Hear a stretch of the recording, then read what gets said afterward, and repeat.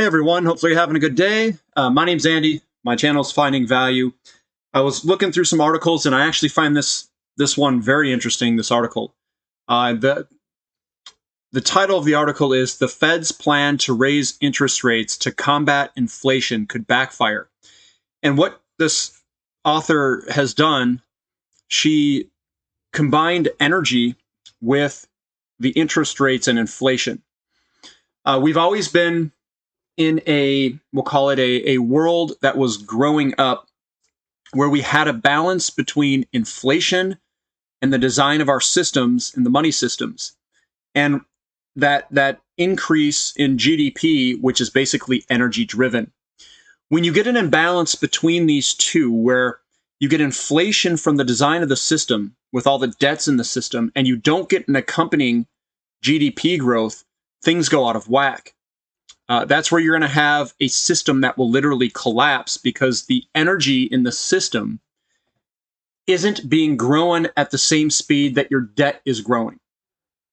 And this is why I own a large portion of physical metals, because I think what could potentially happen is debt defaults, and they basically domino everywhere, triggered by energy. So if my portfolio is very energy intensive and precious metals intensive. So let me go over this article, hit some of the high points in it, show you some of the graphs that I think are pretty interesting. And I think she does a really good overview of what's going on in the system. And this is how I basically look at the entire system, my paradigm. So it's very similar to how I think. So let's go into it. So this is the Fed's plan to raise interest rates. If we come in through here, it says, are we headed for very high energy prices, or are we headed for a financial system that starts falling apart? The whole economic system may change remarkably. For example, what many people thought was money or a promised pension plan may not really be there when the time comes to get value from it. Shelves in stores may be empty when it comes to time to make a purchase. Most people do not understand that the world economy is a physics-based system. I love that saying, a physics-based system powered by energy. If the energy suddenly is much less available, there will be a huge problem. The world economy has been powered by a rapidly growing supply of energy for over 200 years. Here's the world energy consumption since 1820 to 2010. And our population growth goes very much in relationship. It grows right with this energy growth. The growth in these, obviously you can see nuclear, hydroelectric, natural gas, oil, coal, and biofuels. These are the proven high energy return on investment, fossil fuels, or whatever origin they're at. And this is what's basically fueled the world of its economic growth and its population growth and its food growth. It's all tied together. So we come on down, this is the problem. It says, my concern is that the current attempt to bring inflation down will lead to falling energy supply in a world economy that is rapidly changing for the worse. This is your world energy consumption to 2050. We've got the energy consumption, and sometime in 2020 something, we start to decline of future energy. This peak here has major ramifications on everything in the world if it were to play out this way. And some of the comments that she makes is, everything I can see says that world leaders are not able to face the possibility that the world is already running seriously short of oil and coal. Future supplies are likely to be much lower and much more expensive, if they are available at all. Other energy types, including natural gas, nuclear, hydroelectric, wind, and solar, are simply add-ons to a system built using coal and oil. Current world leaders do not realize that the energy situation is very much like the water level in Lake Mead. Looking at it from the top, there's still some water there, but in fact, the required depth is lacking. Water for watering crops will soon be exhausted. The world's energy supply is not a whole lot different. The supposedly proven reserves do not tell us anything at all. It is the amount of fossil fuels that can be affordably extracted that is important. We have already exceeded the amount that can be affordably extracted. If central banks cut back future energy supplies using higher interest rates, we can expect to encounter major problems going forward. So here are the major things. It says the amount of energy the economy requires depends very much on population. The greater the world population, the more oil is needed for food production and transportation. Non-oil energy is a bit more flexible in quantity than oil, but the total quantity of energy per capita needs to keep rising to prevent very adverse outcomes. And you can see a very large rapid energy growth period in the 1980s, 1960s, 1970s. And she goes through that. Second, recently published data through 2021 indicates that energy consumption growth is not keeping up with population growth, similar to the situation of the 1930s. This says that the economy is doing poorly. Supply lines are broken. Most jobs don't pay well. Many goods that normally would be available aren't available. And this is the world energy consumption per capita as it declines in these two declining areas. And we've been moving up in gigajoules per capita. It says here, figure 4 shows that the year with the highest per capita energy consumption was 2018. This agrees with other information such as automobile sales as things start to come back down. Coming on down, hitting another high point. We can look back and see how rising interest rates were used to slow the world economy in the 2004 to 2006 period, and how different the economic situation was then compared to now. Even with the rapid growth the economy was making at the time of the interest rate increases, the result was still a deep recession in 2008-2009. She's correlating the interest rates were raised and that the recession happened. I am more in the camp that it's demographic driven, so I would actually disagree with that. This was driven by humans shutting down the economy here, but so I do disagree with that a little bit. And there's still validity here. It says, as the result of greater demand, oil prices were increasing between 01 and 07 to try to reduce inflation. The Federal Reserve raised target interest rates in 2004 to 2006 period and gradually brought them down starting in late 2007. There are two things that are striking about this earlier situation. The world economy, as shown by rising energy supply, was growing much more rapidly during the 01 to 07 period than it is in 2022. All of the world economy is trying to do now is to get back to where it was before the 2020 shutdowns in terms of energy consumption per capita. Eventually, there was a bad reaction to the higher interest rates of 04 to 06, but this did not come until 08, 09. This was a much longer lag than what most people would expect. And what this is, it's basically the housing market peaked in 06. It takes a couple of years to work through the system. That's why we crashed in 08. So, coming here, broken supply lines leave many store shelves empty. It is not that demand is unusually high. It is the supply of the energy products we need to grow food and to transport many finished goods that is not available. That is the problem.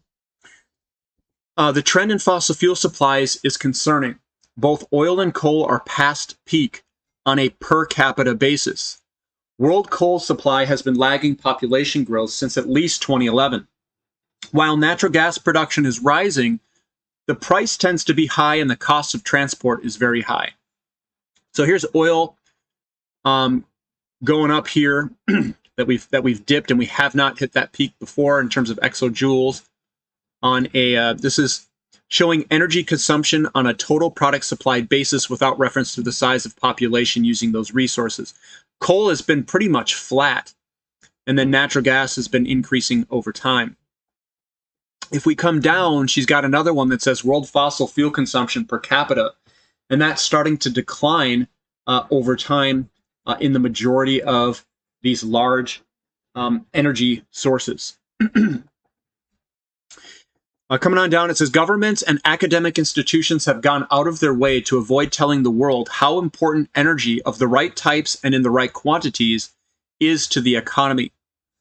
and they're avoiding the hard discussions here. It says, most people today are convinced that the economy doesn't need energy. They believe that the world's biggest problem is climate change. They tend to cheer when they hear that fossil fuel supplies are being shut down. Of course, without energy of the right kinds, jobs disappear. The total quantity of goods and services produced tends to fall very steeply. In this situation, there is likely not enough food for all the people in the world. War is likely to break out over limited resources. Pretty profound there. Number 6, once the economy starts heading downward, it is not clear that the economy can ever catch itself and start back on an upward path again, even for a short while. Back in 2001, the world economy was able to get a bailout from China's rapid growth in coal production. But as we've seen, world coal production is no longer growing as fast as population. So back in 10 and 11, growth in U.S. crude oil from shale formations was able to temporarily bail out world oil supply. But now this is also falling. Also, even with recent growth shown is to a significant extent from the completion of drilled but uncompleted wells started earlier. Eventually, there are no more Dukes to complete. This is the weekly U.S. field production of crude oil as it comes on up. That's 1,000 barrels per day. We come on down. In fact, despite all of the supposed high reserves of many kinds of the world around the world, there's little evidence that the Middle East or anywhere else can actually raise production much higher. So she's basically talking about peak oil, and peak oil accompanied by peak energy per capita and peak coal per capita and natural gas eventually. I don't know when that will peak per capita, but eventually it will, especially if everybody loads onto it. That there's a huge problem here, a huge problem in our energy usage and supply. So once the economy starts shrinking, debt defaults are likely to become a big problem. Banks will find their balance sheets impaired. They may be forced to close. Citizens with deposits may find that only part of their balance is available to spend. Government programs will necessarily be forced to cut back to match the energy supplies that are available. For example, if road paving material is not available, roads cannot be repaved. If fuel cannot be found for school buses, students may need to learn from home. Governments at all levels have promised pension plans. In fact, many employers have promised pension plans. Without a growing supply to produce energy, these promises are meaningless. Somehow, governments will find it necessary to cut back on their promises. Perhaps Social Security and Medicare programs will be handed back to U.S. states to fund, to the extent that the states have funds for these programs. Governments around the world can expect to face similar problems. With less energy supply available, the whole world economy that we know today seems likely to start falling apart. Fewer goods will be available through international trade. It is cheap energy that has allowed today's economy to function. Once this cheap energy is depleted, the world economy will need to shrink back in many ways at once. We don't really know precisely what lies ahead, and perhaps this lack of knowledge is for the best. We cannot even imagine a world economy changing rapidly for the worst. And I just wanted to share that. I think I'll put the link for this, for the article below if you guys want to read it yourself. But this is basically saying that peak energy is out there. And if we hit peak energy, I don't know if technology can necessarily solve this. It's delayed it and pushed it in the future. Maybe there's some things that we can do to help with the energy supply, but growing it, I don't think there's a chance to grow it another double from where we are today. I just don't see that happening. I don't think there's a chance. And we need to grow it every, was it like 5 or 6 or 7 years, depending on the growth rates. So, I think we're going to get into a world that's going to be very short energy. And the way that I view all this and the way that I view these investments is that you've got your natural gas, you've got your oil, and you've got your coal, which are all high energy returns on investments, and you've got uranium, which is nuclear. I think what's going to happen is people will realize that we're short energy. Then a whole bunch of money is going to rotate into solving this problem. I think this is probably one of the largest problems that humanity will face in the next decade or so. That's where the money, I think, will be made. That's why you see me split amongst certain investments where I've got physical precious metals in case the currency system goes to poop. And then you've got your energy investments that are positioned very well under an inflationary environment of a demographic coming through as well. So it all kind of had this huge alignment right at an energy crisis. So again, we'll see what happens here. I always say that we'll see what happens, and we'll continue to monitor our inventory levels worldwide. And maybe this is the beginning of peak oil, and this is what it looks like. As energy becomes more scarce, I think we're going to have problems with currencies. That will be the next stage. And debts will start to default. All these things start to happen. Will it be a deflationary type spiral or inflationary type? I don't necessarily know. Inflation just means they'll print it and cover it, but it's difficult to say, because at the same time, deflation means that you have a destruction of credit in the system. But at the same time, if you don't have the accompanying GDP with it, it wouldn't necessarily be deflationary. It's going to be a very weird looking world, because you're going to have goods and services that are just not there. It's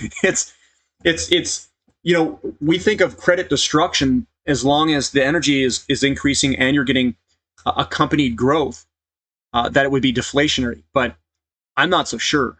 I'm not so sure on that. If you don't have the energy to grow, you're literally starving the economy of what it's needed to run. If you're starving what's needed to run, then it could be very inflationary, because you don't have the things that you need in order to make it run. And the prices of those things that are very scarce, I think, would be ultra expensive and valuable. Either way, that's what I've got for today. If you guys like this content, give me a thumbs up. If you want to know how I'm playing it, you can join the Platinum membership in the description link below for my website. You can see what I'm invested in, the companies, and how I'm playing this all. That's all I've got for today, guys. So we'll catch you next time. This is Finding Value.